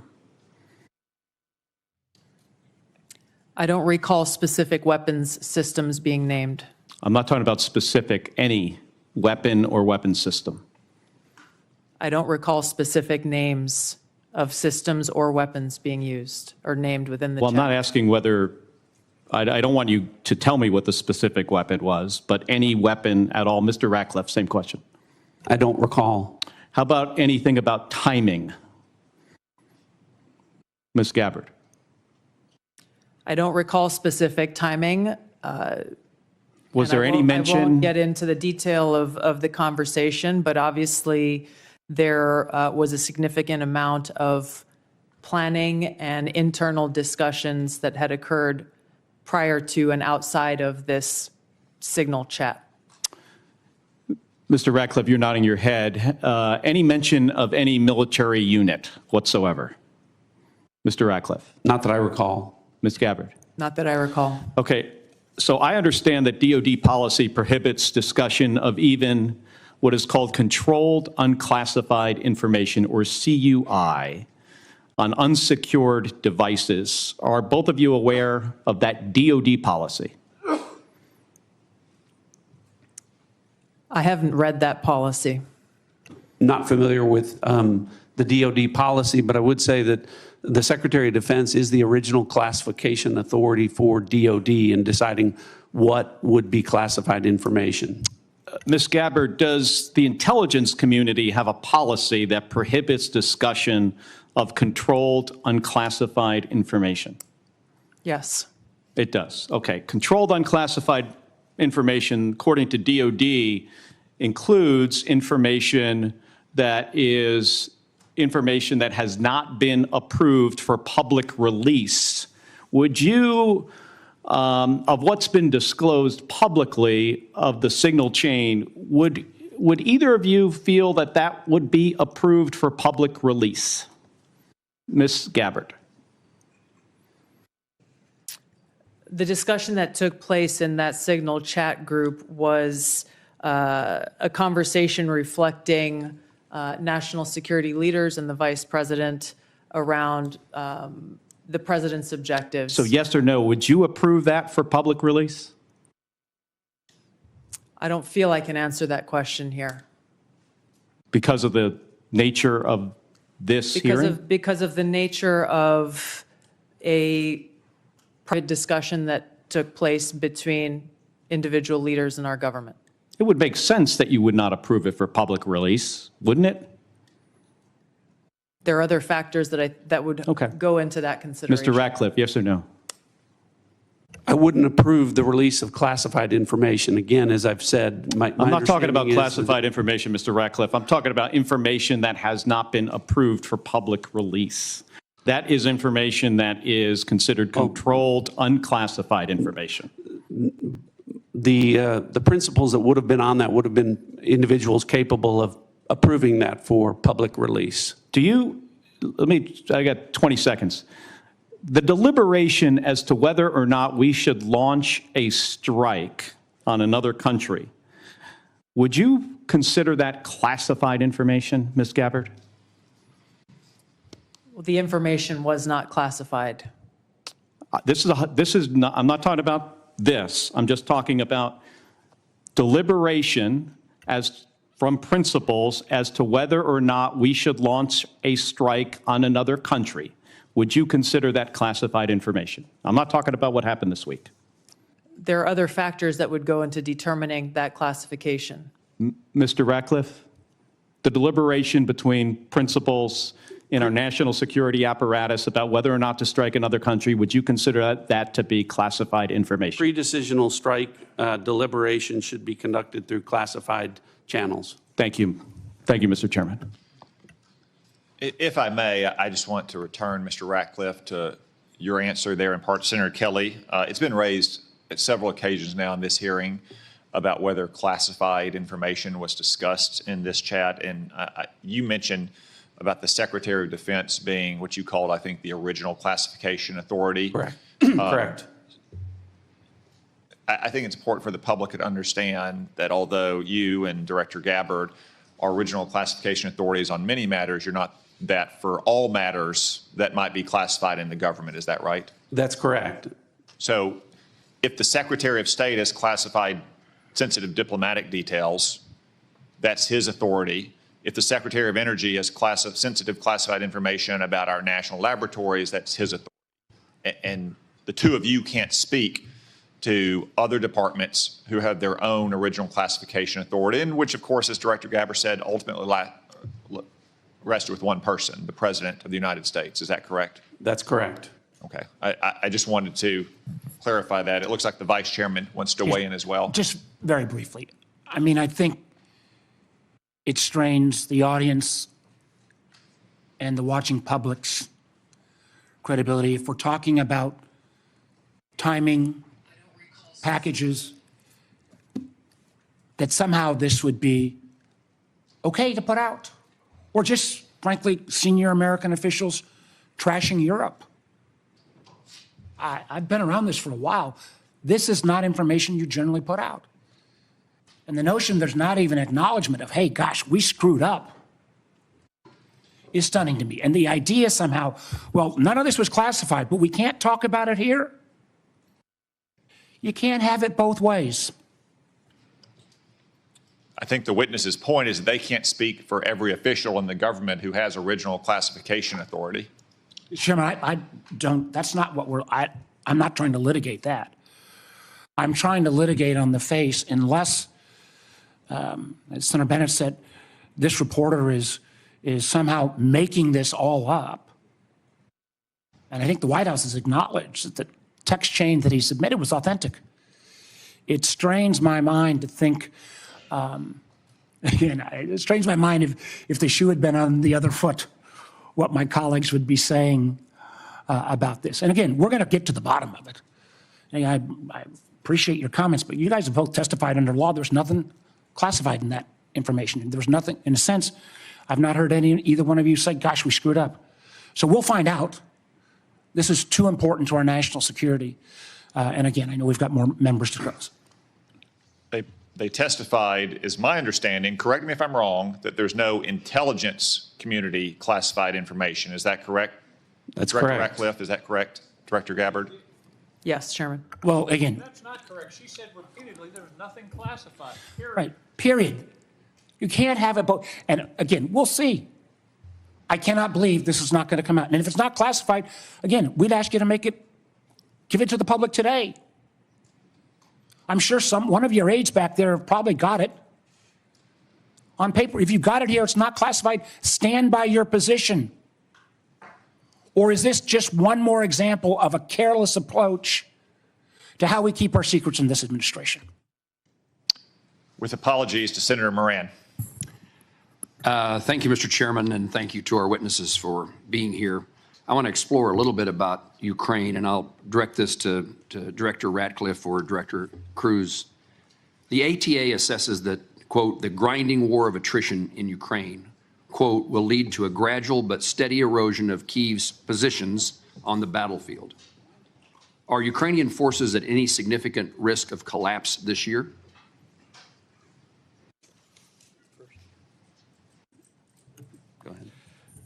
Before I turn it over to Director Ratcliffe, I think both sides are working through the equipment that they need, the industrial base they need to support that, and the personnel that are required to man all of that equipment and man the front lines.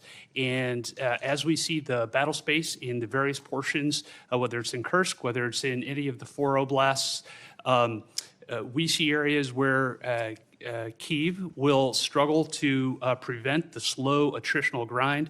We do not see an imminent collapse in any of the line of control battle spaces at this point. And then vice versa. That answers my question, unless you want to add something, Director. Whatever advantages in manpower and material they have, can Russia maintain its operational tempo without significant changes to how it's conducting the war? I think our assessment from a military perspective is that Russia has the ability to sustain its campaign longer than Kyiv would.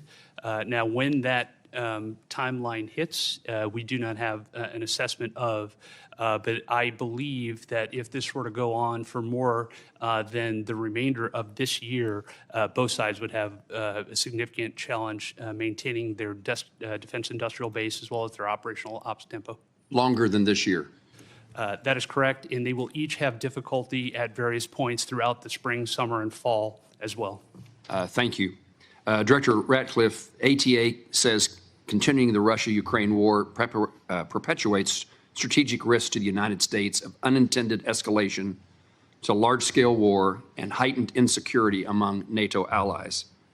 What are the strategic risks to the United States if Russia were to achieve its maximalist objectives via peace agreement? Achieve via peace agreement? Yes. Well, I think that clearly the negotiations that are going on reflect that President Trump is seeking a cessation of the war on terms that will end the war permanently. From an intelligence community standpoint, and specifically with regard to CIA assets, we've taken steps to support that, the president's goal of an enduring peace.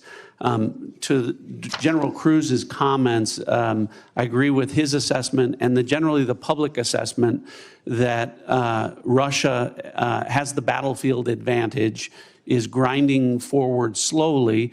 I want to comment on that, however, to say that with regard to the Ukrainian resistance, the Ukrainian people and the Ukrainian military have been underestimated for a period of several years now.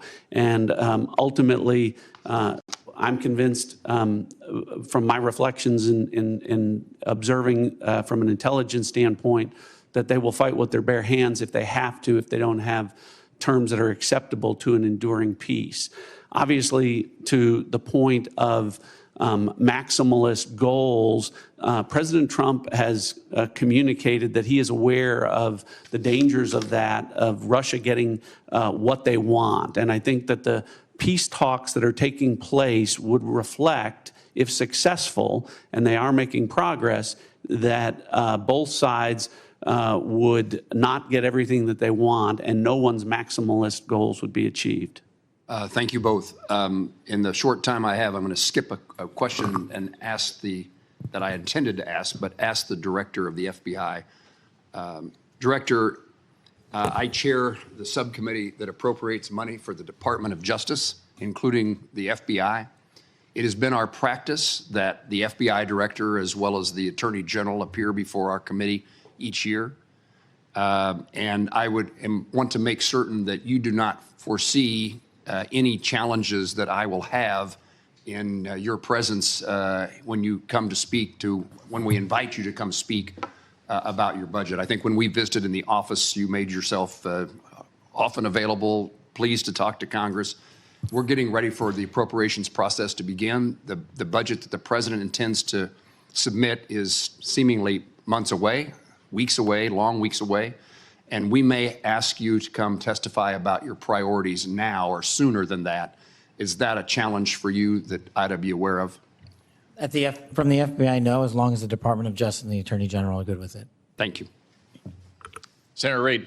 Thank you very much, Mr. Chairman. Director Ratcliffe, you have repeatedly made the point that there was no classified information contained in any of these discussions that were reported in the Atlantic Monthly. Is that correct? No, that's not correct. So, Senator, what I've related is that any information that was related from my perspective or that I observed from the intelligence perspective was not classified information. With respect to the assertions and the allegations that there was strike packages or targeting information or things that relate to DOD, as I've pointed out, the Secretary of Defense is the original classification authority for determining whether something's classified or not. And as I've understood from media reports, the Secretary of Defense has said the information was not classified. Are you aware that the Secretary of Defense declassified this information prior to the discussion? I'm not. Director Gabbard, same question. You've indicated, at least the impression I got, was there was no classified information discussed. Is that correct? Senator, my answer is the same as the director of the CIA's. So the question has to be posed to Secretary Hegseth whether he declassified the information and at what point he did declassify it. Do you agree? Yes, I defer questions to the Secretary of Defense. Okay. Director Patel, are you conducting an investigation of these discussions and activities? Thank you, Senator. As I informed the vice chairman on the same question, I found out about this late last night, early this morning, so I don't have an update for you on that. Well, thank you. When you get an update, we'd appreciate it very much. Yes, sir. Director Gabbard, were you overseas during any parts of these discussions?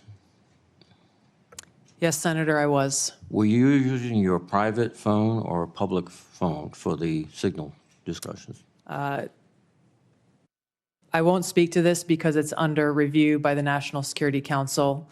Once that review is complete, I'm sure we'll share the results with the committee. What is under review? It's a very simple question. Are you your private phone or an officially issued phone? What could be under review?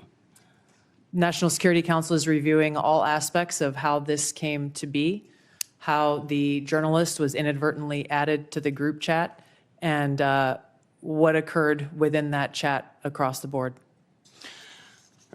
But so you were not going to disclose anything about whether you use the phone.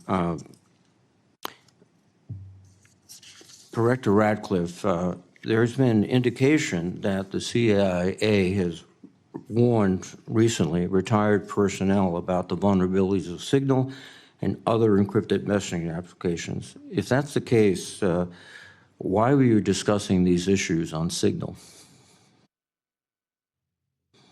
Senator, Signal use, as I've said repeatedly, is permissible for work purposes. I've never said that end-to-end encryption apps like Signal are a substitute for classified systems. And I was not discussing classified information in this setting. But as you've indicated previously, perhaps the Secretary of Defense was discussing classified information, and only he can be held accountable in terms of whether it was classified or declassified at the point when he spoke. Is that accurate? Well, I didn't say it that way. I said the Secretary of Defense is the original classification authority, and my understanding is that his comments are that any information that he shared was not classified. But you have no way to verify that? I don't. Again, this is a very troubling example and a great lapse in our intelligence and our discussion. One further point. If you are not aware of any classified information on the discussions back and forth, would it be appropriate for the author to release the entire text of what he heard or transcribed? I think the author has released, my understanding, essentially almost all of the information as it's been related to me. I don't know what calculation the author made with regard to what information would be released or not. Well, he but again, I can again confirm that with respect to the communications that were related, as to me, there was no classified information. According to the article, quote, the message contained information that might be interpreted as related to actual and current intelligence operations, and the author did not disclose that information. So the question would be, if he disclosed everything he heard, in your view. That wouldn't be classified information. I know the context of what that is, and I think the author said might be interpreted as related to intelligence information. It was not classified information. So it goes back to my point. If he released all this information he did not release, he could do so without any liability at the federal level. I think you're asking for a legal answer that I'm not able to give you, but. Mr. Patel, can you opine? You're a lawyer and you're the director of the FBI. Would he face any legal liability if he released the information? Because of the questions you and the vice chairman have put to me, I'm not going to prejudge the situation, and that legal call is ultimately for the Department of Justice. Thank you. Thank you very much, Mr. Chairman. Senator Ossoff. Thank you, Mr. Chairman, and thank you all for joining us and for your service. Just to make sure I understand some of the basics here, so Director Ratcliffe, you were a member of the Houthi PC small group signal chain, correct? I was. Yeah, and so were the Vice President, the Secretaries of State and Defense, the National Security Advisor, and Ms. Gabbard, correct? I believe so. I don't have a list of who was invited to be on. And so was national political reporter Jeffrey Goldberg, correct? I don't know that. Yes, you do. I don't know Jeffrey Goldberg, and I've already testified. I don't know whether or how he was added. Okay, well, he was a member of the signal chain, and the discussion included the Vice President's private opinion on the wisdom of proposed U.S. strikes in Yemen, correct? I don't recall. Vance, quote, I think we are making a mistake. I am not sure the president is aware of how inconsistent this is with his message on Europe right now. There was a strong argument for delaying this a month. You don't recall? I don't, as you don't recall seeing that? Read that. I don't. It included the private opinions of the Secretary of Defense on the timing of strikes in Yemen, correct? I don't recall. Director Ratcliffe, surely you prepared for this hearing today. You were part of a group of principals, senior echelons of the U.S. government, in now a widely publicized breach of sensitive information. You don't recall whether the Vice President opined on the wisdom of the strikes? That's your testimony today under oath? In that setting, I don't recall. Here's what Secretary Hegseth said, quote, waiting a few weeks or months does not fundamentally change the calculus. Two immediate risks on waiting. One, this leaks and we look indecisive. Two, Israel takes an action first or Gaza ceasefire falls apart and we don't get to start this on our own terms. Your testimony is you don't recall the Secretary of Defense sending that message or reading it? I recall there being an exchange. I don't recall the specifics as you're reading it.